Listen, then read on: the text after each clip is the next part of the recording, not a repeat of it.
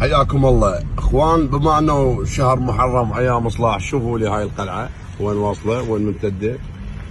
هذا بيت مهندس بالكهرباء، اخو وزير سابق بصري. كم راتب موظف الكهرباء حتى يبني مثل هيك قلعه؟ خليكم وياي وبعدني جاي اوثق لكم حجم البناء والضخامه. شوفون البيت وين واصل، ما راح نذكر اسم احد ولا نتهم احد. بس اخوان تشوفون هذه القلعه بامكان لجان غسيل الاموال والمتابعه والقضاء وهيئه النزاهه المتابعه اخوان، وحسب ما نعرف فضله مال كهرباء ايضا مؤجره لهذا المنزل. ذيك الفضله مؤجره لمحطه كهرباء. شوفون القلعه يا اخوان، خلينا نرجع لكم خاف ما شفتوها عدل.